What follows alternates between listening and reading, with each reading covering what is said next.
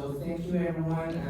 Welcome to the Saturday Robotics Reading Club number 20.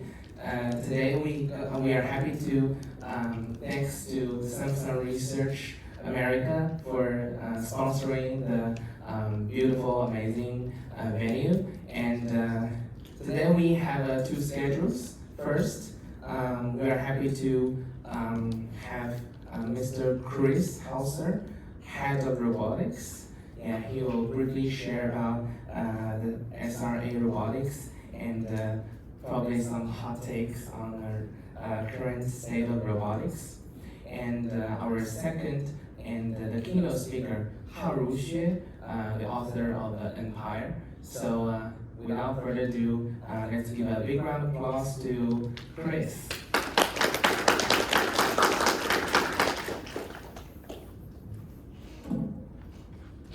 Thank you, everyone. All right. Well, thank you, everyone, for coming here. This is welcome to SRA, Samsung Research America. So I'm the head of our Robotic Intelligence Lab, and I'm very happy to welcome you all to this Saturday Robotics Reading Club. Very excited to hear our next speaker, but I think first I'll do a little bit of a plug for Samsung and explain a little bit about what Samsung is interested in robotics. And then I didn't realize this, but I was just asked right before the meeting to share my hot takes, which I guess I'm known for. So I'll spend a little bit of time going over that. So I was expecting only to go about 5 minutes, but maybe we'll spend another 10 minutes or so going over these hot takes. So, well, Samsung is a really huge manufacturing powerhouse. It's the world's largest semiconductor manufacturer.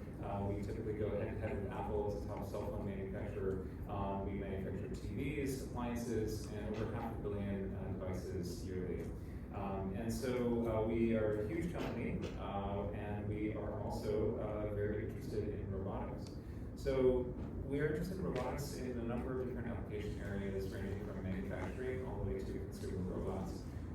The manufacturing case is very obvious. We build a lot of stuff. We've worked with robotics for decades for automating many of these manufacturing tasks. But we also employ tens of thousands of manufacturing workers, and there's a big interest in being able to automate some of these tasks and improve the efficiencies for the future of intelligent factories. We are also interested in consumer robots. So if you've read the news, there's a recent announcement at our reorg inside Samsung of a new robotics division that is going to investigate consumer robots. And so this brings together a lot of disparate kind of groups at Samsung that are working on robot AI, robot hardware, etc., into a single business unit. And we want to investigate this great potential that we have of generalist consumer robots. We all have this kind of vision of having a robot do chores in our homes, and I think Samsung would love to be able to say that they're the kind of manufacturer of the world's future home robots. So Samsung Research is a research arm of Samsung Electronics. We do a lot of different things. We've got headquarters in Seoul and many research centers worldwide. We have SRA here, which is the biggest research center outside of Korea. We also have China, India, UK, and many other sites around the world. And we also have AI centers, one of which is also located in the same building and we work very closely with, but we also have others in, well, the largest one in Seoul, at Toronto, Cambridge, Warsaw. And our research labs are meant to pursue innovation in the spirit of other kinds of industry research labs like TRI, HRI, Merle, etc. And we were trying to investigate these technologies that will feed into the future business of Samsung. So you can see here we've got different types of manipulation AI and robot humanoids, etc. being investigated at the early research stage. Samsung also, from a business perspective, has been helping to advance the robotics field for some time.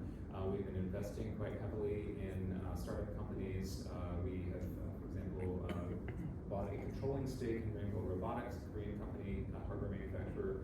We've invested in most of the startups that you have heard of that are these unicorns in the Silicon Valley, Physical Intelligence, Skill, Dyna, etc.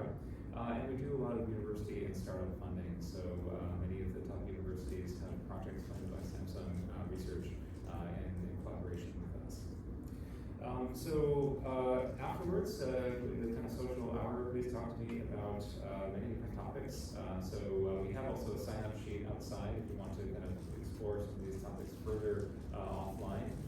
If you're a startup founder or you're looking for POCs with Samsung, we do a lot of this work. We work very closely with Samsung Ventures and Samsung Next.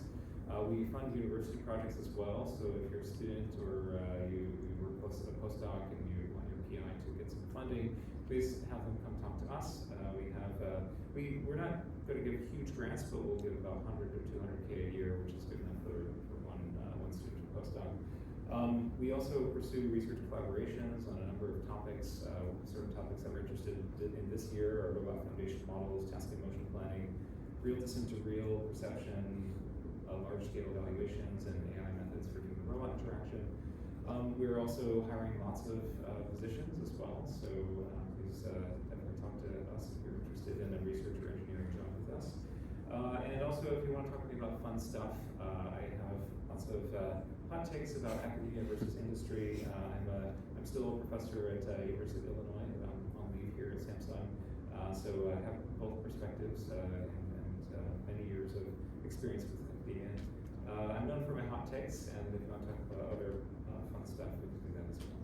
But let me just let's shift gears over to the hot take section. So how should I introduce this? Well, I came to Samsung because I saw that we were in a very interesting point right now, this kind of inflection point of robotics where these AI techniques are getting a lot of these things that we thought were really far out of reach throughout most of my career, and they're becoming closer and closer to becoming reality.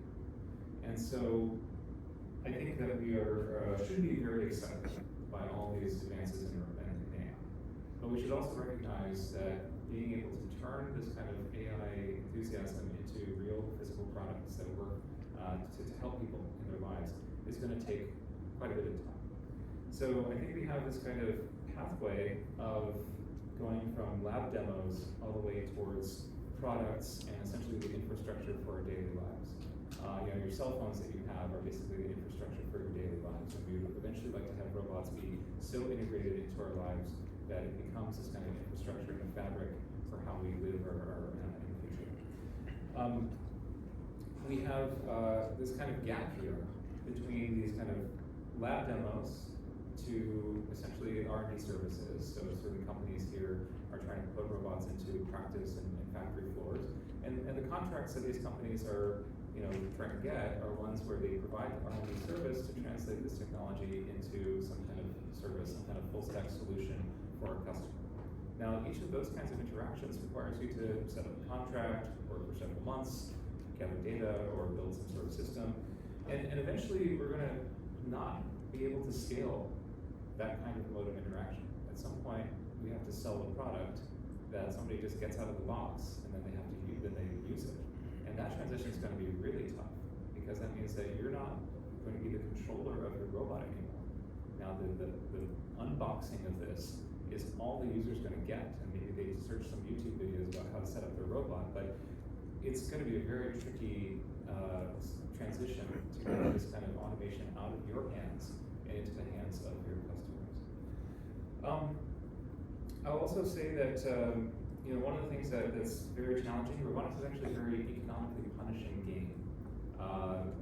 There's a lot of enthusiasm, a lot of investment in this area, but it's actually really, really tough to get automation to work. This has been the same throughout my entire career. People are cheap. People are cheap both in terms of their own labor, but also in what they want to pay. So you really have to drive costs down to be able to turn robotics into a profit. So that's about getting ROI into the hands of your customers. That's a very challenging piece that is much harder than people expect. At some point, beyond ROI, for example, for factory owners or other people in their businesses, you're going to eventually become competing in some kind of consumer sphere, right? In the consumer sphere, you're going to have preferences in fashion that dictate who's going to be successful. And I think Samsung is a great brand for kind of thinking about those areas, and I think we'd be very comfortable competing in that kind of sphere. And so we should prepare as a business for that kind what's the robot look like? How, does it, make you feel as a customer? How does it, essentially, how does the brand kind of, what does it say about you as a person? These types of things will be the future of robotics. I don't think they're going to be the next phase next year, but maybe in 5 years, 10 years, we're going to have to start seeing how robots compete in this kind of unfamiliar world to us engineers and researchers. Anyways, I usually give this talk to academic partners, and I try to point out some areas that I think are really kind of early stage and need more work in academia. And so I have a few of these kind of areas that I think are, at least in my opinion, are the top priorities for early stage research, and this is what this kind of reading group is exceptionally good for. Young people, young researchers getting into new fields. These are ones that I think are going to be extremely useful to investigate at an academic level in the next 5 to 10 years. We still have some things that are of interest, but academia is way behind industry. So if you're trying to build, for example, VLAs or VLMs or develop locomotion strategies, we're doing a pretty good job already in industry, and I think academia needs to kind of let go of certain topics to move on. And there's some things that I would say, please don't work on. We basically have solved them. So I don't want to see more tabletop manipulation papers on conferences. It's just I'm sick of them. 95% of papers are about moving things to pick a place. And you say, okay, we've got a zero-shot transfer from a human video. It's like, yeah, we could just move this thing from here to here. Right? We could have done that 20 years ago. And in terms of like Samsung, there's some topics that are very important for the world that Samsung is not so interested in. So assembly planning, specialized end effectors, autonomous driving, we don't really work in these spaces. So for our university funding, we don't really do that much there. Let me also tell you a little bit about my transition. So I have gone from academia to industry. I've spent almost a year here. It's flown by very fast. And I've seen a lot of stuff. I basically met with startups every week. I've met with probably 30, 40 university professors to talk about their research projects, and also going to conferences, talking to VCs, big business people, executives, and so I have a really broad cross section of where we are in robotics. And I have to say, we are still in an era of robotics hype. Right? The hype here is really unreal. I think there's a lot of reason to be optimistic about the future of robot AI, but it's going to take some time for things to mature. So I think you're actually also seeing this kind of pan out in recent conferences. So this year I started to see people are much more upfront about saying that, look, the hype is great for bringing investment, but the reality is separated from where the expectations are at this point. There needs to be some kind of reckoning. I think we're all optimistic about the future, but there needs to be some kind of correction, and it will happen at some point, 1 or 2 years or 3 years from now. Reality and hype will converge.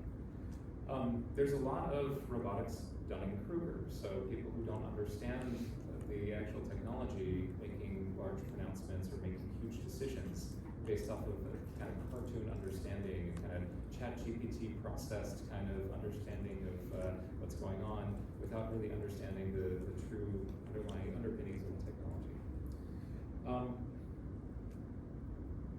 The business plan for robot AI is very interesting. So we see multi-billion-dollar valuations for companies trying to sell robot AI. These things don't work yet. They're getting close, right? Tantalizingly close. But when you talk to a factory owner, and you as a robot AI company, go and talk to a factory owner, they're going to ask you a few things. How reliable is it? Right? How many nines of reliability are you going to give us? What's your cycle time? Can you do this in less than 10 seconds? And how much does it cost? Can I pay you less than $5,000 to automate this task? Right? And the answer is basically, well, no, we can't hit those targets yet. Right? We can't scale to 1,000 different tasks by just asking the robot to do something. Not yet, but it's at least buying the hype is buying runway for these companies. Hopefully they'll make it, but we're going to see some kind of reckoning. we've also started to see that certain demos can just create billions of dollars with worth of value. This is kind of a crazy time. I'm an engineer at heart. I want to see things working. And seeing the kind of difference between valuations and how much something is working, or how many customers you have, is just, it's mind-boggling. It's crazy. I think the other thing that I'll say is about the talent pool. I really want to see people who want to build things. This is really the type of skill that I would love to see. We have so many people, doing ML development, wanting to, let's say, just gather more data, but finding people who can build a system, get it to work, put things together, work on a team, develop the specs that you interact with this other team with, and have an API that is very well defined. Those kinds of skills are in short supply now. And I think those people should be getting $1 million salaries, not the people who develop the robot foundation models. The other hot take that I have is that academics is getting farther and farther behind industry. And when I go to these conferences, I'm like, man, 95% of papers are essentially, irrelevant to anything that we do. I think the other hot take I have is that, as bad as academia is in aligning to the needs of industry is even worse. Like 99% of the things that we do is completely, irrelevant to the future of real robot products, the ones that we'll eventually get into. If you're a grad student, please don't try to build your own system. I've talked with so many universities where they're like, well, my lab, we're building a new full stack solution. We're building a mobile robot. We're doing the AI. And then I talked to the lab next door. What are they doing? Well, we're building a mobile robot. We're a mobile manipulator, building a full stack solution. We can do everything. You want to do, let's say, manipulation? We can do that. You want to do learning from humans? We can do that. And every single lab at these big universities is trying to do the whole thing. And I'm like, that's not great for me understanding what your strengths are. Like your lab of 10 students or 20 students is not going to do better than industry, right? So try to get some identity for yourself. Tell me what you're good at. Tell me how you're the best in the world at a certain thing. And that's what I'd like to kind of give, the message I'd like to give to those of you in academia. Okay, so I think I've spent a lot of time ranting. Maybe we should just go ahead and move over to the. I have more hot takes. Just send the slides. Well, you can check the YouTube video out and just freeze frame those slides. But yeah, I have lots of tips. I've seen startups give pitches. I've seen what works, what doesn't work. I've seen people complain about their kind of organizations inside, large organizations, big tech companies in the Bay Area. I have a lot I can talk about. A lot of secrets to spill here. So, anyways, I'll just stop there and I'll turn it over to our next speaker. Do you want to introduce him? I don't have the introduction. Directly starts. Directly starts. Okay. All right. So I need to remember your name. Haru. Yeah. Okay. So the next up is going to be our discussant, Haru Wu from UC Berkeley, a PhD student, and let's welcome Haru to the stage. Thank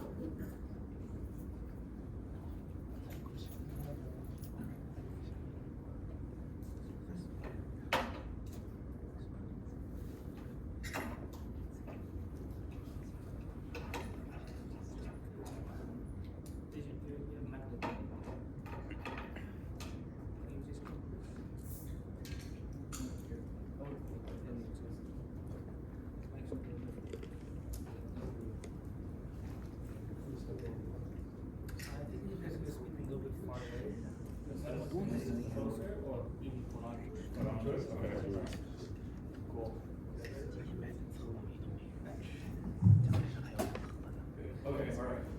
Yeah, thanks, Professor Hauser, for the really spicy talks. I hope this is not going to be yet another tabletop manipulation paper that I'm presenting. But like in my true belief, it is not. There's a lot of learnings that we have taken from this new strain of works, maybe also new called agentic robotics models that we've been working on over the past year. But I think the whole roots of the whole agentic thing definitely goes back to when LLMs first came out and everyone was trying to decode as bosses. So well, I'll be talking about two works.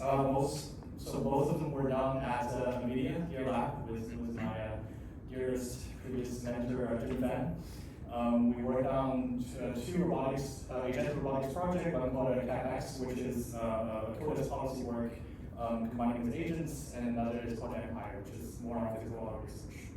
So to give myself a little bit more credibility, right? So what I have done purposely. And I hope this is so that people in the room with whatever different areas of robotics or not robotics that you're from, like you would take me as someone who has at least touched on all these topics. I've worked on classical controls, right? Like so NPCs, cars, quadrupeds. I've worked on simulator RLs, so we do humanoids, store roomings, teleoperations, kind of crazy stuff. I worked on VLAs, post trainings, pre-trainings, whatever. And now finally, agentic robotics models, right? Like, so after working on all of these things for a while, right? So the first three things, I think when I was working on them, the most problem, the most struggle I always have is like, if I could only just add a little bit more generalization capabilities to my policy, right? Like, how wonderful would that be?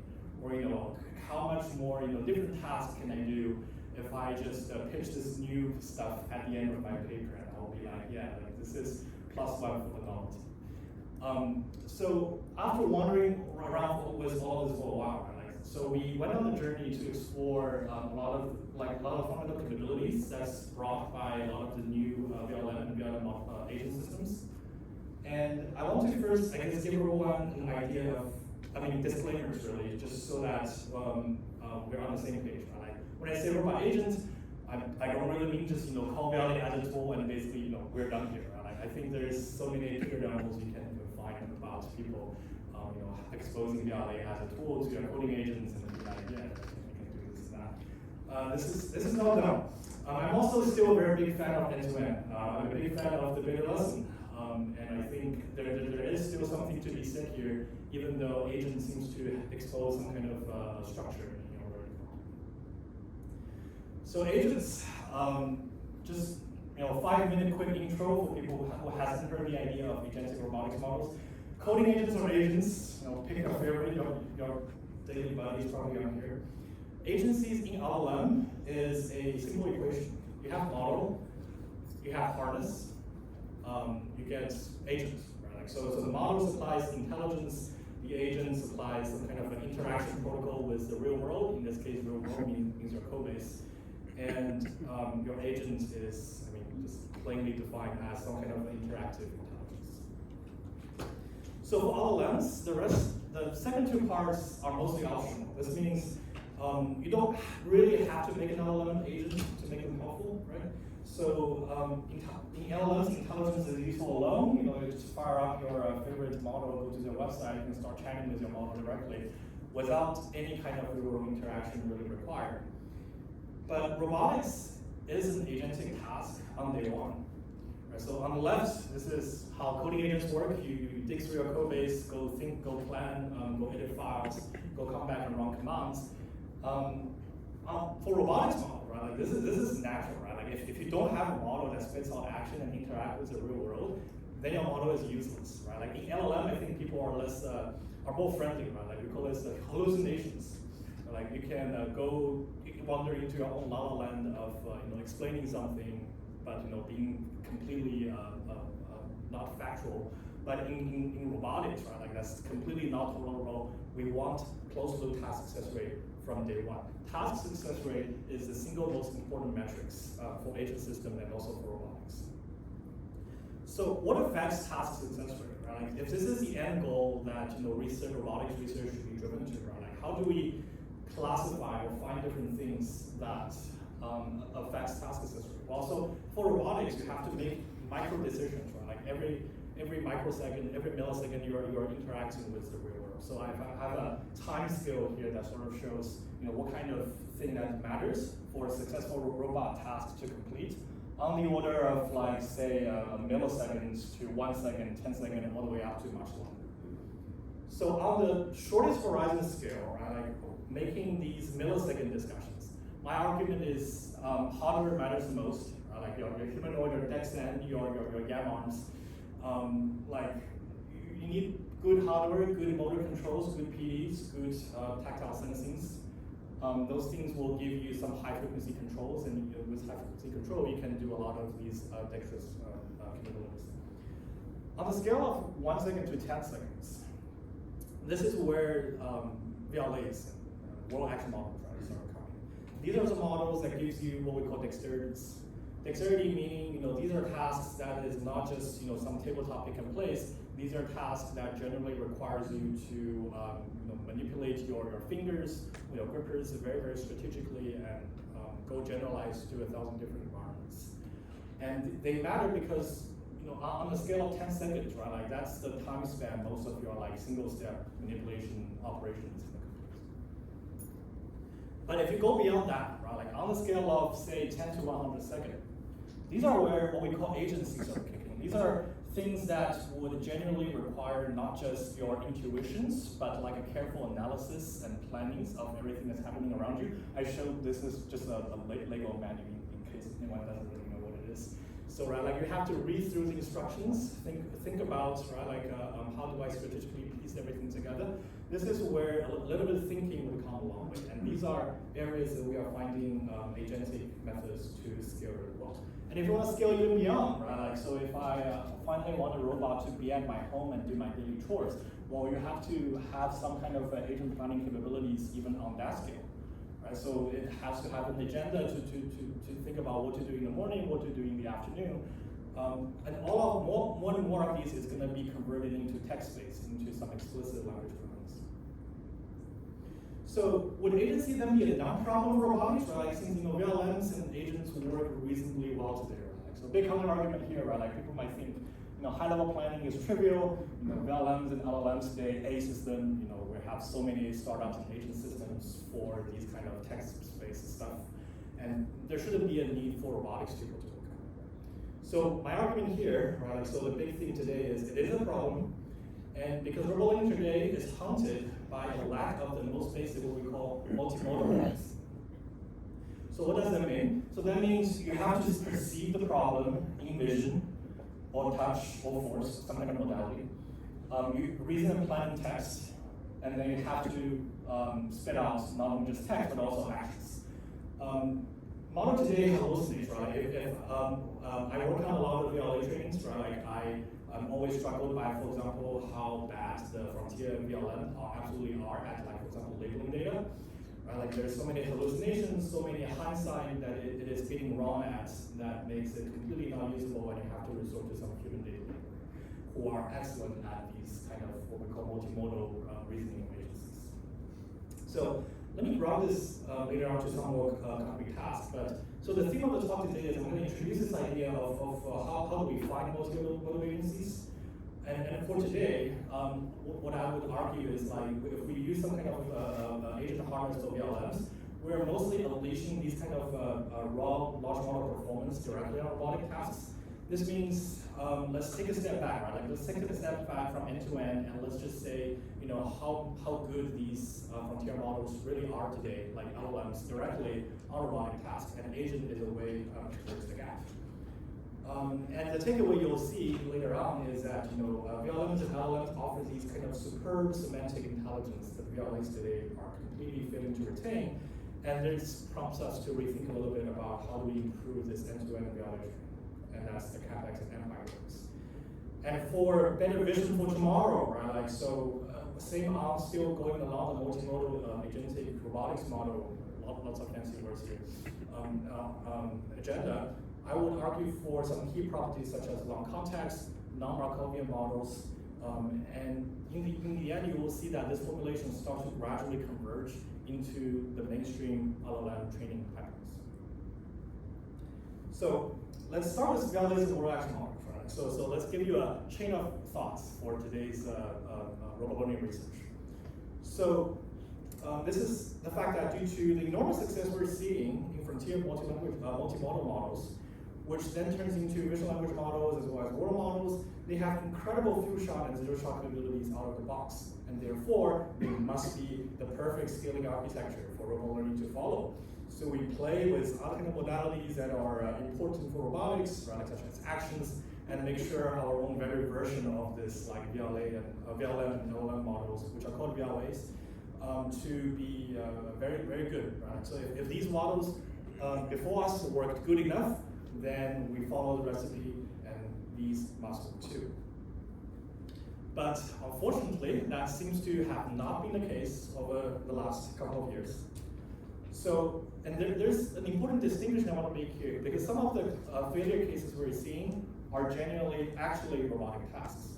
So this would include, for example, hardware, right? Like if you have a DexM finger that's just too thick, doesn't have a fingernail, I can't pry open this box. Yeah, that's a hardware problem. Like that's for robotics people to solve. You have to go back and redesign. Maybe you don't have enough tactile or remote sensing to really complete a task. That's also a robotics problem, sure. People can keep working on it. Maybe it's about dynamics control, like you're really into humanoid robotic controls or DexMs, right? Like so, there's a lot of dynamics you have to reason about. So these are generally robotics tasks, right? Like these are things that robotics people should focus on. But there seems to be this other class of classical failures that people see every day and are majorly, I think, haunted by, and then still yet people think them as robotics problems. Number one, OOD sensitivities. I collected my data in the morning. The sun, the sun just came up. It's shining from the east of the room, right? And then I tried to eat all this policy in the evening. It doesn't work. Right? There's some very sensitivities on OOD generalizations. There's problem with semantic generalizations, right? So my data set only has green marks. I can't really do this white mark picking up you're asking me to, unfortunately. Object generalizations, right? My data set, right? My 10-hour period only enter prompt for dolls. Right? I don't know what labubus are. Right? If you ask me to pick up a labubu, my model doesn't really know what's going on. And lastly, some kind of spatial generation. Right? Like you place the apple basically too far away from the SOP that your data collectors use to collect the data, and they can't reach, even though it's just sitting there at the corner of the table. But we haven't collected data there, so we can't reach it. These seems very odd as a robotics problems, because if you think you flip them around, if you think about them as something that VLMs are working on, these are ridiculous. If you give any sufficiently good VLMs today, any kind of these images, it should be able to reason relatively well and really tell you what's going on here. So what's a baseline? For a long time in robotics, people compare baseline on learn policies only on the robotics realm. Right? So you have a VLA, you have an off-the-shelf checkpoint, that's your baseline number one, pile 5 probably. You post-train your model on some kind of other data mixtures, something that you're trying to be novel about, but still act as a baseline. You use some different architectures, you get another baseline, and finally you propose something of your own. But hold on, right? There's a whole class of model that is missing here as a baseline. That is the LLMs and the VLMs themselves. So how good are they? How good were they? Let's say before all of your trainings, before everything happened. Can we evaluate them directly? So obviously it's not straightforward to do, right? VLMs don't talk in actions. That's the whole point of having VLM models. So this inspired a lot of the previous, what we call CODES policy works from across the realm. So people from Stanford, Gemini, UPenn, a lot of best friends here, who went on to introduce this concept called CODES policies. That's 2023. The idea is VLM can write codes. They can then write codes to generate actions, and actions can be used to interact. And now we can directly evaluate these VLM performance directly. But problem with early work is there's a lack of agency. So if you look at, for example, these 2023 papers, there's a lot of substantial simplification that's introduced to make the problem much easier for models to directly solve. Like for example, literally, right? Like if you have a pick and place task called, pick up banana, then literally the researchers would write an API function called pick up banana, and then all that the VLM have to do is just to piece blocks together, call it a day, and evaluate it. So these are very much lack of, I think, any kind of high-level intelligence that we want to really evaluate on. So what kind of system, right? Like, can we really bring out the best out of VLMs and LLMs, putting them onto actual robots and just evaluate very plainly, these are the performance that you're supposed to get off-the-shelf checkpoint, and if you're not getting this much performance, then you must have trained your model run as some time. And agents.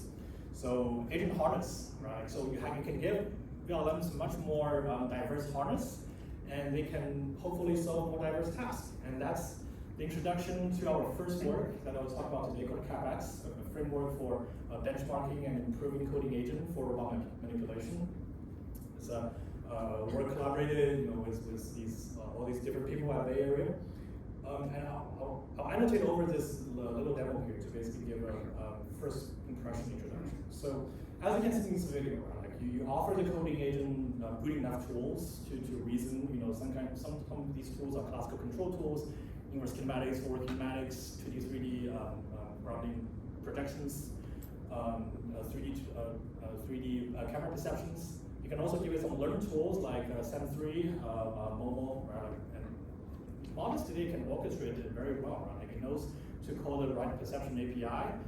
It even knows to call SciPy ransack to do the plane fitting and then eventually find a button and push it. That's something that typically you would engineer a little bit to put on the system. But here, agent is doing all of this in just like 1 minute thinking. And I'll front load all the demos just so that it gives us a little bit of time to think through, right? Like so, if you come from let's say more classical robotics or even like more LLM work, right? Like you would find these problems laughable. But if you come from today, if you're training VLAs today or vector models today, you will find these to be magical. So the first video here is what we call the solve the math problem on the table, right? So we give the robot a little bit of math problem posed in cubes. And there's some cubes on the side, and we don't give it any other prompts, right? And we ask Gemini to just solve. And Gemini can do it reasonably well, right? Like so, if you're treating VLAs, you'll be like, wow, okay, my model doesn't really know like what's this 56 plus 10, 11, 9, and I can't do math. Like I can put a calculus problem here, and Gemini will probably still solve it. And also, my VLA doesn't really infer from context here, right? Like I have these perfectly arranged cubes in the middle, so it should infer the context that you need to place the cube at the right locations. Magical. So here is another embodied reasoning task. It's called stack everything as high as you can. And as human, this is stupidly simple. We know you have to stack the square things on top first, and then stack the round things on top, in case it wasn't obvious to do. And Gemini can do it, right? Like it reasons through, it knows grab the square things first and then the round things, right? Like no additional prompt required. It's natural embodied reasoning. So this is a mechanical search. I think one of our advisors, Professor Kingover, was really striving that we put this into the demos. And the idea here is to show something that's not Markovian, right? Like, so if you we ask the model, there's some object hiding under one of the cups, go find it. VLAs today are mostly Markovian. That means they don't really have any memories. A few of them do. So if you ask it to do the kind of task, it will very likely, for example, just pick up the first cup, lift it, put it out, lift it, put it out, having no sense of memories. But again, very natural for agents because we have history and context. The last task, right? So I think learning people love to talk about OOD generalizations under object disturbance or kind of what if you put a lot of distractors into the scene, right? Like that will degrade model performance. Well, sure, like let's load the table full of distractors. Right? Okay, well, go find this really finicky thing called a mechanical tensor review. I don't even know what it is, But apparently SAM3 and mobile as APIs, they know, right? Like, they can pick up this super fictive thing out of the cluster table. And again, right, like, so the demo here, depending on which role you're from, they are or they are not impressive. But I think for a lot of the end-to-end robot learning people, these absolutely are. And the idea here is it's like mind-blowing. Like none of the VLA policies we treat today retain these fundamental capabilities from VLMs.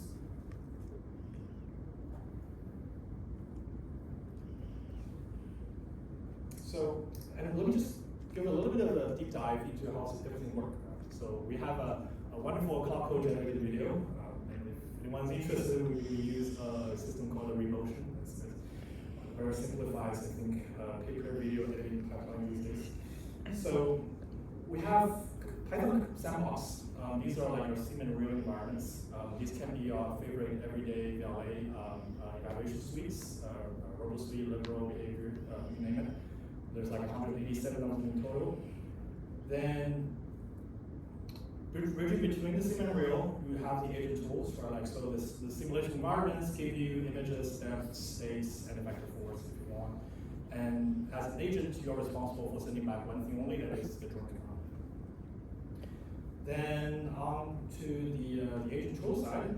What kind of tools are available to the agent? Well, in this case, it's really simple. It has access to mobile too, so it can do some pointings on the objects. It can do SAM3, so it can do segmentations. It can do some depth projections. We do give like depth to the model, and then it can do the basic grassband motion planning libraries, curable hierarchy. So with all these combined, right, these become what the agent eventually uses to solve these tabletop tasks. And it gives some kind of a feedback from CLIs from the new multimodal image coming in at every turn. And you can apply all these kind of other different tricks. Visual differencing, this is like, you ask your model to look at what happened before and after you do the task and give it a summary. These are like, basically we're doing some model research on just different techniques that will work to improve your final score, and this happens to be one of those.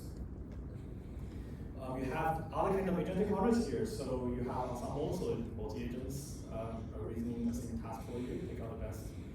Skill libraries, so once you do a task, right, like so the robot may have taken 10 minutes to think about how to do this task. Now, might as well put it into the skill so you can use it later on.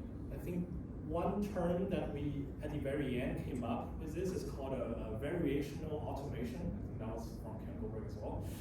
So the idea here is, you have these automation tasks, that has like variations, and you can't solve these variations with just traditional robotic tools, and you want to introduce some LLM capabilities to bridge the errors. So finally, we have a little UI that you can really chat with your robot, and I think this is also one of the most impressive part is you can do some interactions. Like if the robot makes a mistake, you can say explicitly, or like in your chat, what mistake it made, and most of the time the model will compensate on the next turn. And I think this is like excellent for some interpretabilities. Okay, so after all these systems, what you get? Well, you get a humanities last exam style kind of a hill climbing chart, but in this case on robotics and physical tasks. So this is on our website. You can go take a look. At the time of the paper, it was December 2025. I think better like Gemini models probably will still do very, very much better today. So you can definitely see like the frontier of all the open and closed source models. Frontier is probably at around 32% for overall task success rates, whereas human baselines, 88.5. What's human baseline? Well, human baseline is a bunch of robotics PhD students coding in the right answer using the same harness, and like that's the PhD student baseline. So a couple of findings, right? So number one, the one thing that I want to make this a contrarian story is we're going to use this directly to compete against end-to-end learning policies, VLAs, so like outline, post-treatment, for example, and then basically see how much better or worse off-the-shelf VLMs can do in terms of semantic generalizations directly against frontier VLAs. And the story is striking, right? So on Liberal Pro is a famous benchmark for some semantic generalization capabilities. like VLM plus agent harness can do much better. And also, it's a VLM, you can do RL with verifiable rewards. So a lot of the VLM and RLM agent post-training strategies that come in. You can do whatever you want. In this case, we do a 2.5 RL post-training. And on a single task, so just picking and place cubes on the table. Initially, the success rate will be somewhere between 3 out of 25, and if you do RL for like 100 steps, you can do this task successfully in 19 out of 25. And by the way, the RL is done in simulation, and then we directly transfer it into the real world. I think there's some also idea here that sufficiently high enough abstraction would also basically smooth out the real tasks, because I think semantic planning is very much shared between simulation and real world. So that's RL, right? So post-training with regular VLM post-training strategies gives you much higher numbers. And I think it was top, like you hear about the theme here, which is we're gradually trying to introduce or align a lot of the robotic training strategies with the broader VLM, LLM, agents, multimodal communities out there, and you'll see like why that makes sense, right? Like, so one of the reasons why is a lot of off-the-shelf libraries become directly transferable to robotic tasks. So that makes up the whole CapEx system. So just recap, right? Like, so you have different environments. We benchmark the frontier model performance directly on robotic tasks. We find that they are sometimes even better than VLAs, which is a puzzle of its own. And then we also show that RL on the VLM absolutely works for robotic tasks. And the last takeaway, I think, is the most high signal-to-noise ratio, is small models can definitely absolutely catch up in these cases. So the plot here shows basically different abstraction levels we're giving to the model. At the lowest abstraction level, the model is required to write its own rigid body mass transformation mass libraries to do all the pick and place movements. On the highest abstraction level, like the model just needs to call API functions, say go move to here and there, go pick up this and that. And we find that small models can absolutely catch up in these higher abstraction level settings. And this was recently also, I think, this another of my favorite papers called Brava. They did a post-training on the 4B model, and then basically be able to show that the post-training version beats frontier models if you do them off the shelf. So the idea here is with good enough post-training, SMT, RL, whatever, small models can absolutely catch up. And by small model, my argument is it would absolutely also include So to summarize, so why small models can catch up? Well, CapEx, right, only have access to these classical robotics tools. Classical robotics tools is math heavy. You have to write rigid body transformation maths, CV maths. When math is not required, right? Like, so then, for example, if all of the low level is handled by visual mode policy, then your high level really doesn't really need that much intelligence to begin with. Small models, like on the scale of regular VLAs, can and should do their own plannings. And that comes some of the takeaway from this paper. Right? So VLAs today, what we argue is lacking the most basic multimodal agency. Their mother models, also VLMs, are much, much better. And the rethinking here is how do we improve robotic model trainings, right? Based on this observation, like what's missing here? Like why this kind of generalization that VLA are supposed to be better at, like suddenly basically falls short here. And we see some sign of life here that multimodal agency can be distilled onto smaller models, and hence future VLAs should maybe improve some of these in training. And we do also see this that a lot of the standard LLM agent training pipelines are via OPD, pick your best, can also apply to robotics if you keep on aligning the training practices on both sides. So what's the next steps? I have a little tree here. So one of the branch is hooked to our next paper, which is ENPIRE. So we've seen that with agent harness, we extracted these semantic intelligence from VLMs, and we show that they work on robotic tasks much better. What are the future pathways? So, I mean, on one side, we can keep on going and say, maybe I should keep on working on this VLM plus harness, and that could unlock more interesting physical tasks. And in this case, we do, right? Like we have ENPIRE showing physical auto research things. On the other side, right? So maybe we shouldn't do, this kind of a structure in the middle with VLM on the high level, VLM on the low level, calling VLM as a tool, yada yada yada. If we are true believers of end-to-end, then this will eventually evolve into a omni-model direction, right? Like a natively agentic VLM models. That's probably the next, maybe more for the industry. So let's just dive one more step into VLM plus harness, and that's the next work that we'll be introducing called ENPIRE. And this was the flagship ENPIRE demo. So the idea here is that we have an agent that can evolve like real-world measurable policies.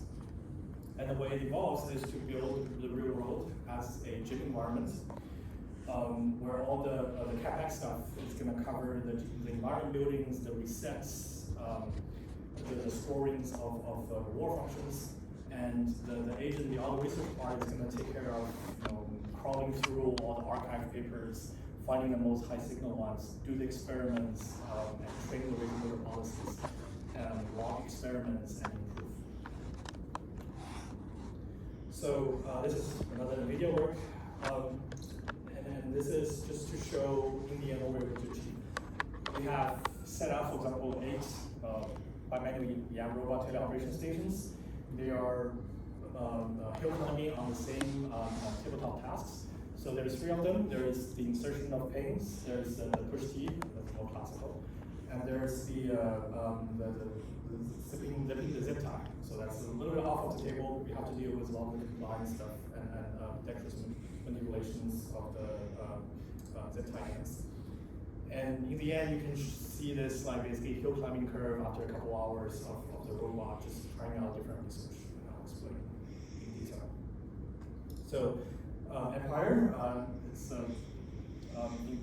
one of the papers that have the abbreviation actually corresponds to what's happening. So environment, that's the first part you build, like as you train anything in RL. In this case, CapEx takes care of a lot of the environments. It can do awesome like resets of objects into different positions. Wherever you are, these are tabletop in place. They are very much solved. So CapEx can just write a code and do it. And these are from another task called GPU insertion, the VD's favorite. So we have just robot have to insert the GPU into the slot and then having to pull it out and lay it back onto the table. There's some forceful and interactions happening here. Let's do this. And also this is the zip tie. So the idea is also, we want the policy to learn how to zip the zip ties. To learn this like visual order policy, feedbacks, how much you adjust to insert, but we don't really care much about learning the reset behaviors, and reset behavior can be handled by CapEx directly. And also the reward functions, right? So it used to be a very, I think, tedious part for costing graduate student times. Now also very much automated by agents. For whatever single task, agents can just come up with 100 different rewards. And this is a very much toy case, right? So there's going to be a lot of nits and limitations. But let's just, for the purpose here, we mostly let the agent drive the reward designs. And there's, of course, also going to be some human aspect required to tune the rewards and get them on there. Now on to PIE, so physical auto research. In our previous work, this is one of our previous work on PLD, probability distillation. It's like a policy distillation for variables. So before, human have to go through and come up with all these research ideas. And so what we're doing in ENPIRE is saying, let's forget about all that. Let's agent run its own auto research loop. So what's an auto research loop? Well, it's going to first start by searching through all the archive papers. And I think in the end, what we find it doing is it's pulling out all the circular vein RL papers, and then basically trying out ideas one by one. And in the end, you just go pick the one that eventually turns out to be the highest physical evaluation score. And there's some system concerns here. Models today are not the smartest yet. If you parallel too much, or if you give it too much steps to explore, doesn't really behave very well. So there's some limitation, maximum limits on how much research time you can spend per node, and also amount of depth you can go towards. So in the end, we have this interesting looking tree. So what the tree is basically a git commit history tree of eventually what the agent ended up doing. And then the bottom corresponds to the famous hill climbing curve for auto research. And let's zoom in here, right? Just on one step as to how it evolved. So after a while, so after it learns to, I guess hill climb the initial 70-80%, right? Now it's finding ways to build, compliant controllers, for the ping certain behaviors, and that ended up giving it another 1.3% boost. And the result here is all of these three tasks that we all researched. The robot is able to have 99+ success rate in the real world. And remember, all of these auto research are done in the real world, on real world hardware, over a couple of hours. And except the initial part where humans have to go design the environment, all of the rest are handled by the agents in the auto research group. So this is the ping insertion, this is the GPU insertion. Just pick it up, hand it over, go find a slot, insert it in. The last part has to be learned. And finally is the zip time. So again, so the pickup part doesn't need to be learned, the insertion part, the visual morphology has to go. So, and then in the end, there's a scaling law. There's a scaling law, a little bit scaling law, very rough because we only have 10. So with more parallel agents, obviously you can get to some converge onto some more interesting research results quicker. And my vision is that eventually, when robotics model have sufficiently good priors, say next year or next, a lot of the tasks will become generally more automated, and we can run 100 real-world robots on real-world routes. And that's the way to go. Right? So a little bit of takeaway. So number one is the agent of physical auto research. Right? If you keep digging on this VLM plus agentic harness routes, it's almost there. There's some sign of life. Agents can reasonably improve policy performance in the real world, but there's some heavy manual efforts still required, right? Especially with designing environments, figuring out the correct reset procedures. There's some genuine human interactions. But I would also argue the age of physical auto research will certainly be there in 1 to 2 years, because most of the bottlenecks we're seeing in today's ENPIRE work mostly comes from the fact that even the most basic VLA policies today doesn't really suffice for all our use cases. Right? Just basic pick and place anywhere, or basic soft body manipulations everywhere. It's generally not there. But once they are there in 1 to 2 years, then most of these parts will be much more automated. Okay, so then go back to this big branch here. Right? So we talked about 2 works. All of them are VLM plus harness. They just dive down into this rabbit hole of if you just give VLM agents harnesses, they can do very well on real world tasks, and this seems to be a lesson learned for people that's training end-to-end models. So, and that's the other branch, right? So natively agentic VLA models. What does that really entail? And going back to my theme of this talk today, why do we build agent systems? And I would say this kind of multimodal agentic robotics model is definitely for the future. And I'll show a little bit how that might work out. The idea here, at least one of my biggest takeaway from working on all these agents and seeing their intelligence being unleashed on real world tasks, is that there's a lot of time that the agent only wins because it has context. It has context of previous interactions. It knows what happened, what mistake it made, and then that context is not only on the text level, right? So that's where you'll see a lot of people building VLM, VLA, System 1, System 2 today, which I would argue will probably eventually become merged into the same model, because if the low-level VLA does not convey any kind of mistake it made during the visual order interaction to the high-level model, then there's only limited reflections you can make on a high level to make your task a success. So what would that look like? Like, imagine the future. This is your cloud code in 2028. The model here is a cloud VLA, parentheses 1 million context. What does that even mean? Like, I don't know, we're going to have pi 2, pi 3, 256 contexts. Like, what does that even mean? So long context is everything. And the opposite to that is VLAs today. VLAs today do not have context, and that's what I presented earlier. If you give it any kind of normal coding task that generally requires multi-step plannings across minutes or even hours, it's most likely gonna get stuck in some very, very weird loop or exhibit other kind of failure patterns. And the one thing that have taught me over like doing all of these agentic robotics work is that agent is basically an in-context or in-context learning or in-context adaptation problems in essence. And in-context learning is such a flashy word in robotics, still is today. I feel like it probably has stopped and become so flashy in VLMs and LLMs ever since ChatGPT came out. But before that, it might still be. But that's only because people in that world have solved the problem of in-context learning in general, but robotics have not. And this kind of agent and their good performances definitely, I think, inspires us to push along this direction for building much more long context model. And some of these recent works are, right? Like, so Gear had a recent work, Robotics, that's for a robot that has like minutes of context and can learn from failure and mistakes. Physical intelligence is building similar modules. But I think for on the longer term, or at a larger scale, I would very much like to see just an all-in-one model that basically rigorously follows everything that the LLM people have been exploring, following along the same training paradigms, and learn from what people have built over the past 4 years and push out this kind of model that's super long context and super agentic. So yeah, with that, that's all of my talk. So yeah, thank you very much.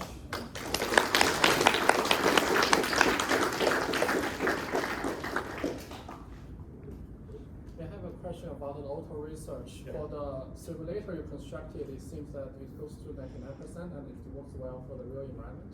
Have you ever tried a task that maybe the environment you build is not that good, transferable to the real world? So all of these are directly done in the real world. So even the auto research part is done in the real world. The environment is also real world. It's like real world resets and like real world direct policy like laws.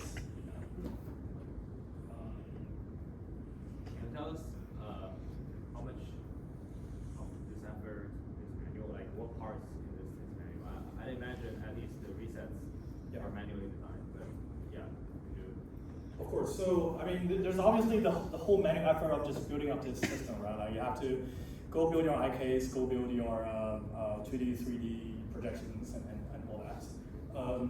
So you also do still have to build for every environment, right? Like, so just imagine this as our environment. You have to build the way you reset your models, build the way you calculate reward functions, or some like step or staged reward functions. Mostly those two that needs like a lot of like human engineering or like human insights into how these things should be tuned. I see. And when it's calling policy, at least, how does it know when to stop? The termination is also a human prior, right? Like, so you can terminate based on timeouts, you can terminate based on like some obvious failure modes. Like that's also part of the environment design to specify. In the final demos of ENPIRE, you mentioned like some of the visual-motor policies are learned, right? Right. So, like, how did the data for their training? Where did the data for their training come from? As you mentioned, like in a couple of hours, it was able to do the tasks. So, where did the training data for those policies? Like, did it generate on the go? Or like, was it like a zero-shot model, or like? It's mostly Arnold directly. Oh. I have one more question for CapEx. You mentioned like this VLA harness, VLM plus harness system worked well and like was able to beat like a couple of like VLA policies. but the tasks were just like tabletop pick and place, Yeah, right? yeah. So do you have so for example, if the task is by manual or if it's like just like coding and all, do you think those kind of systems will still work because there'll be like a huge latency in the reasoning chain and Yeah. right? That's a very good question, right? Like, I think that goes back to my original disclaimer. I'm not for not end-to-end. Like, I'm very much a believer of end-to-end and beta lessons. And I very much believe in the fact that, this is not the end formulations. We shouldn't be doing, only pick and place with like some classical control robotics tools. And dexterity is obviously one of the gaps that you can't close if you do it this way.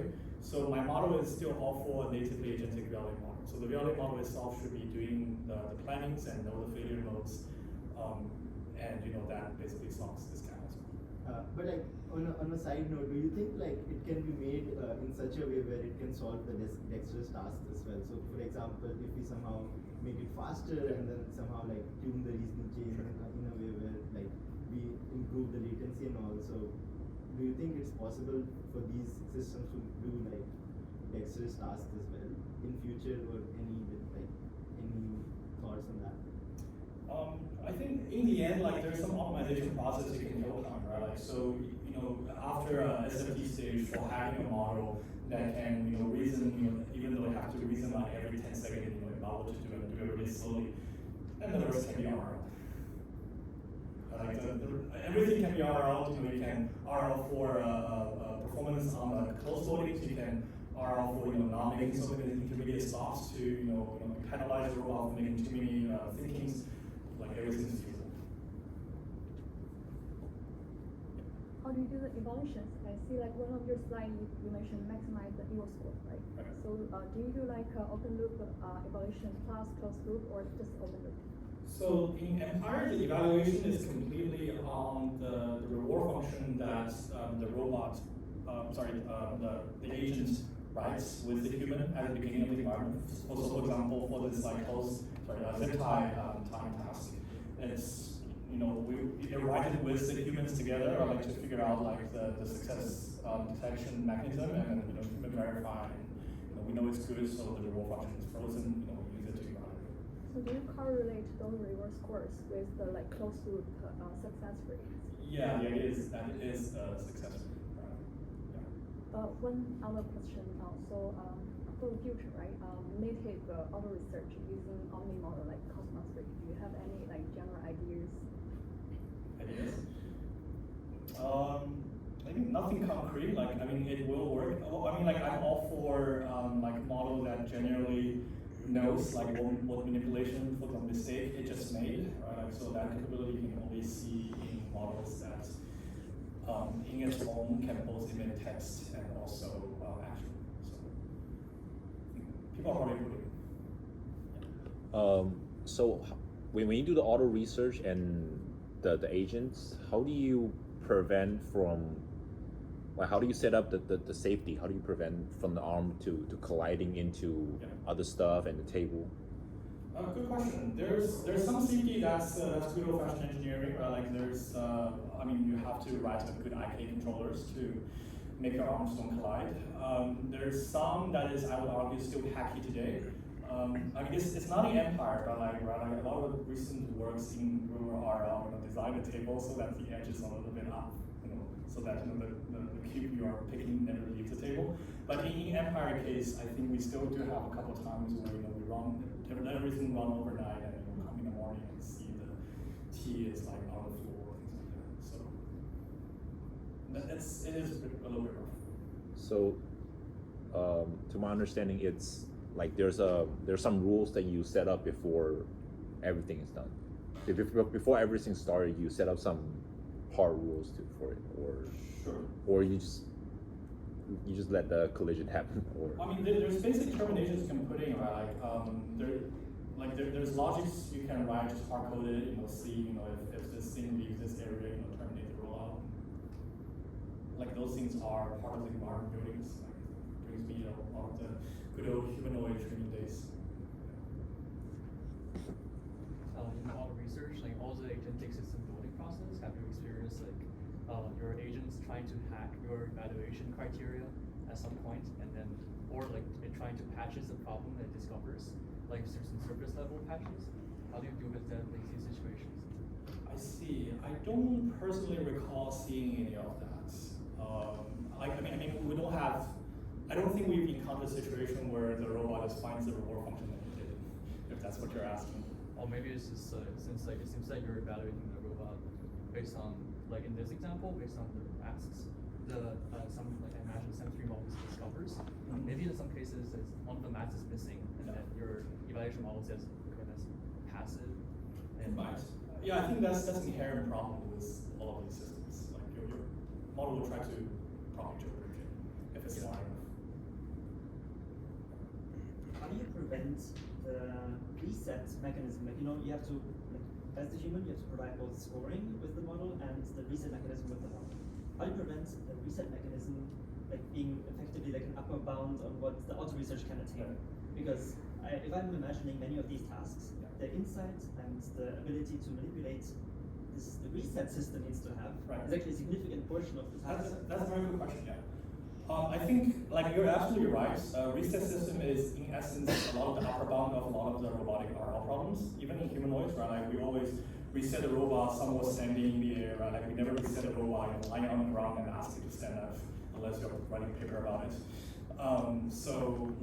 Reset system is the upper bound, and, if you want to solve it, you want to have, I guess, like, more robust reset. Maybe at some time point, like, learn policies themselves are, like, good enough reset lasers on their own, and they can be more robust in that respect. Also, I suppose it's somewhat task dependent because like you can get lucky and the reset can just be trivial and the problem can be hard, or the flip side. Yeah. We have some ideas how, let's say, this whole auto research will transfer to another task, let's say not manipulation with arms, but let's say navigation with a navigator robot or a drone, something where it's harder to do. That's a good question. Obviously there's basic safeties and engineering problems to sort through. I think tabletop manipulation happened to be one of the most boring and also most safest thing you can do for our research topic. I'm not an expert, I think, in any of these other drones domains, but I guess people probably are doing it. There's rumors that the largest BLA development company may get acquired by Anthropic. What do you think? How that would play into your, the longest context of how do you think that will solve that?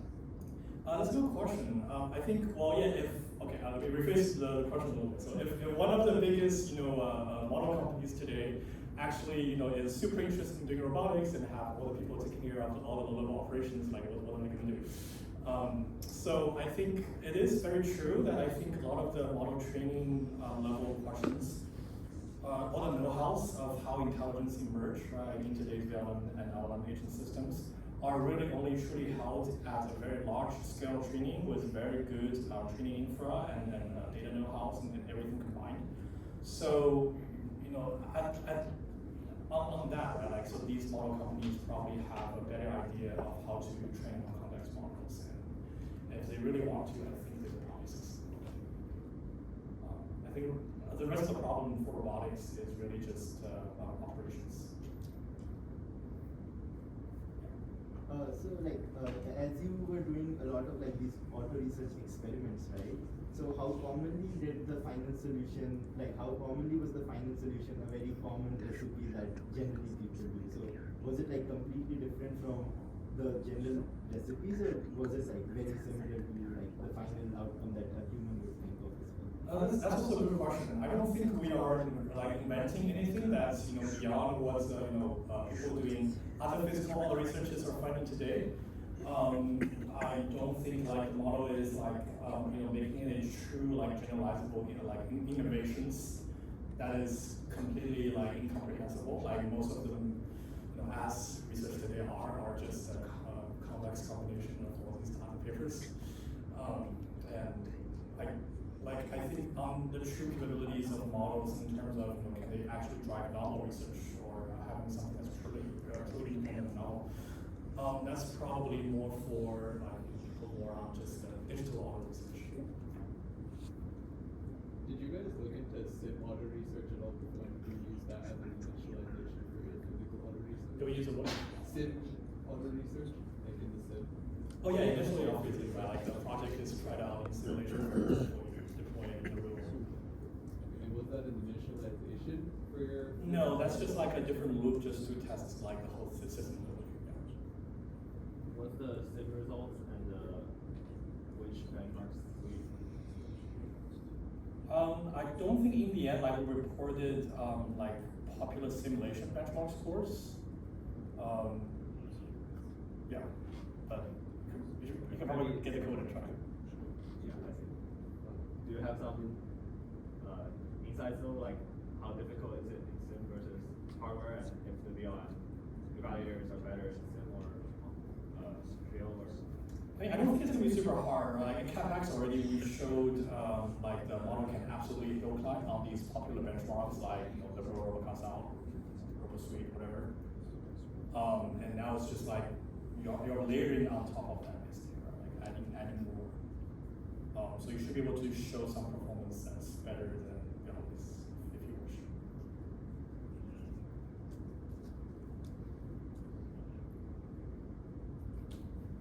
Okay, no questions? Oh, no. Last question. So have you tried the embodied reasoning capability, like the models with VLM models with embodied reasoning capabilities, like the Gemini ER and all?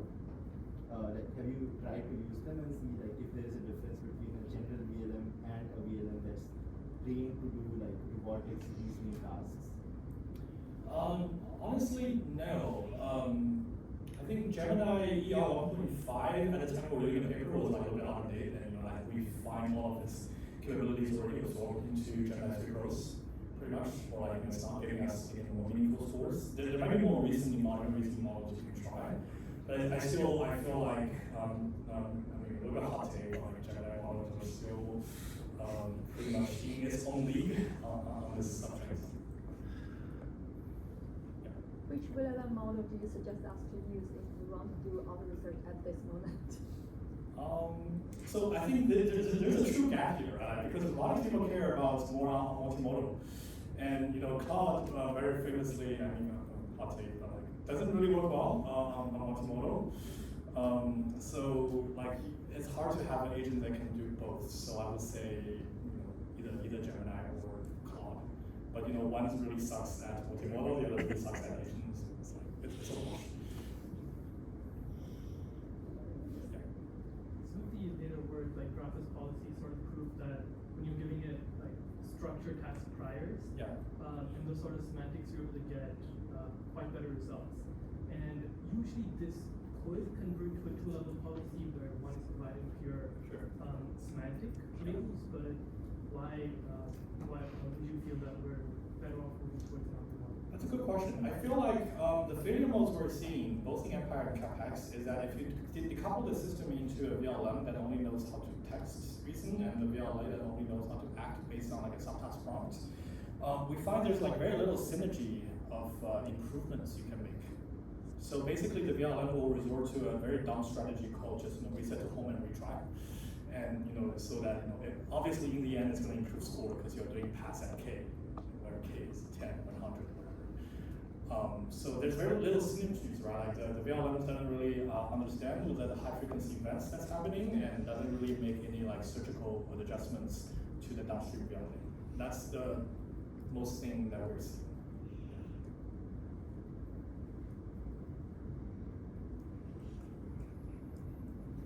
Yeah, Chris. What do you think about the take that this work is cutting off the branch that you're sitting on? You're trying to eliminate your own job, essentially, as a yeah, I think like my view of the job of this work is to be a contrarian work and say, end-to-end people are not training their model, maybe in the smartest way. So I'm going to prove that by showing a counterexample of where if you don't do end-to-end, you can already extract all these knowledge from the other. And yeah, in my mind, all this in the end serves to training better end-to-end models instead of like diving deeper and deeper into the rabbit hole of like how to do VLM plus VLA and do it as a tool, call it something like that. But after you solve this problem, we don't need grad students anymore. You don't need grad students anymore? Arguably. Well, somebody needs to write the reset function, so. Well, I think like end-to-end models maybe next year will be to a point where you can just say, reset this object and it will do it. It's an existential crisis.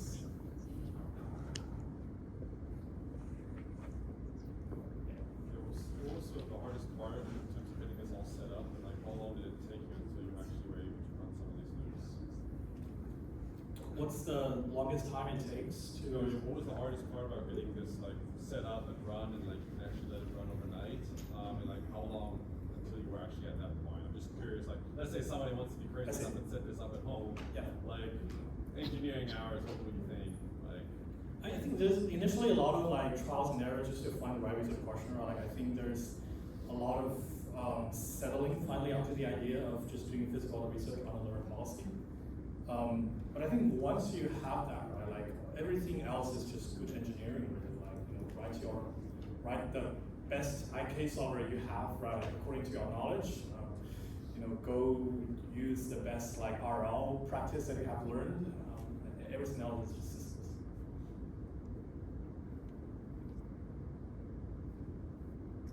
Can you expand more on the synergy point you just brought up between the VLMs and VLAs? Yeah. How do you think that could be better? Like would it just be solved by unifying them to the same model, or do you think there could be better mechanisms of communication between the two? I think I'm all for only model, right? Like just solve it only one model. And, like it's so hard to even do anything basic like credit assignment. Just if you cut them into two and try to employ the most standard RLVL pipelines out there possible, and try to scale it up. I just feel it's quite impossible if you do a two-stage pipeline with like an explicit text conditioning in the middle. Yeah. Did you observe any synergy at this point, through the research? To be seen.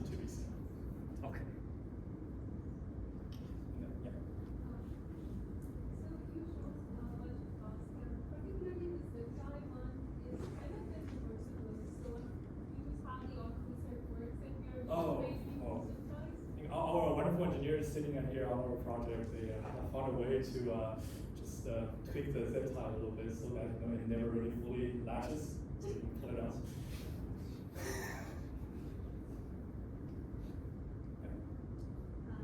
Thank you for the talk. So VLM is failing.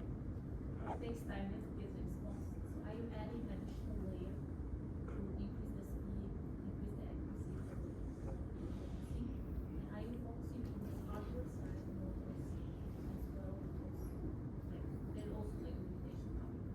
Yeah, that's a good point. Yeah, I think if you use off-the-shelf directly, right? Like, so we are harvesting the zero-shot capability of Gemini's, which inherently means this is not a task that is really familiar with. So it often seems for a minute before giving you an answer, right? Like that's very anticipated. But in all of these other works that we're doing, right? Like when we're doing the RL post-training on the 7D model, or when we're some other I think fellow authors were doing some SFTs on also small 4B 7B models.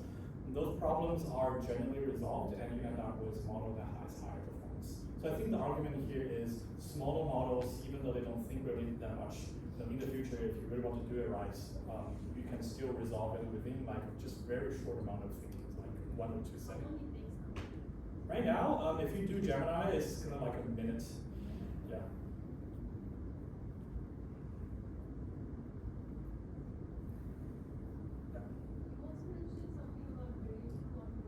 Right. Where in this ENPIRE pipeline do you think there's a potential of introducing that variation? What evaluation criteria? I think it's mostly in the end when you try to solve a task. I'm no industry expert, right? I don't have a clear idea of how most impactful it could be in terms of actual automation tasks. But the idea here is simply, you can deploy a robot into a new environment and run some kind of algorithm, whether it's just pure agent harness or it's some research or hill climbing, and be able to automate all of these and then compress the time down to get it out in a couple hours or days. But that's about the scale of problems you can solve.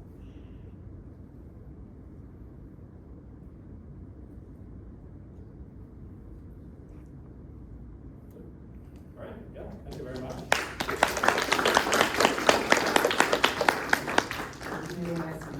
Okay, we will give a big round of applause to our keynote speaker, Haru, and also big round of applause to our speaker, Chris. So a few announcements to make for our next Saturday reading club. So it's our number 21, and it's the topic will be vision, language, kinematics, supervision for perception-based humanoid local manipulation in San Francisco. Probably gonna co-host with Moon Lake. Last night I went to Moon Lake Barbecue, and also there's some their beautiful office, and Elon too from Harvard. He shares some hot takes also on embodied reasoning, role models. Yeah, probably we're gonna do that in Moon Lake office, and the week after that is reading club number 22. It will be OD Wo. Oh, by the way, the 21 keynote speaker will be Yan Jian Wang from UC Berkeley. And the reading club 22 on August 8th. And the topic will be OD Wo, a continuous predictive architecture via physical time flow. It's in San Francisco on August 8th. And keynote speaker will be Hao Liu, and he's working on the physical time flow, a novel approach that learns the continuous latent velocity field operating in physical time. And this work is highly related to the neuro OE, and I think it is a quite interesting topic. By the way, the previous reading club 21, vision, language, kinematics, their pipeline leverages 3D Gaussian spectrum to reconstruct metric scale indoor environments, and also evaluate on the physical unitary G1, performing navigation and single object transport. So it is quite interesting topic on the perception-based humanoid local manipulation. And a brief recap on the reading club number 19, which is 3 days ago in Los Angeles. For SIGGRAPH, I host a Birds of Feather, and SIGGRAPH is also a packed house where this packed room, and we talk about the role models for robotics, bridging the gap of simulation and computer graphics, and also there are some hot takes on have some write-ups on LinkedIn and X. So stay tuned for August. It's gonna be there are some more interesting keynotes and hot takes. Yeah, and also a big thank you to my friend Man from Samsung Research who made this reading club today a big success thanks to the venue host by Samsung Research. So as a tradition, before the open floor on 4 p.m., let's do two group photos. One is an axocentric and another is third person view.